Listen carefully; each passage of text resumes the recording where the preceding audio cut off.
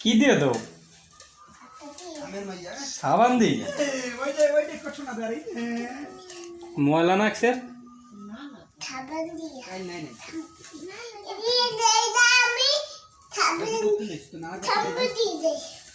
shampoo দিয়ে দাও ও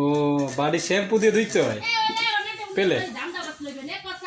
হ্যাঁ আমা আরে ডলা লাগবে তো এই রে ময়লা তোমার ধুইতে কইছে কেটা হ্যাঁ এক্সের ময়লা এগুলো ধুইতে কইছে কেটা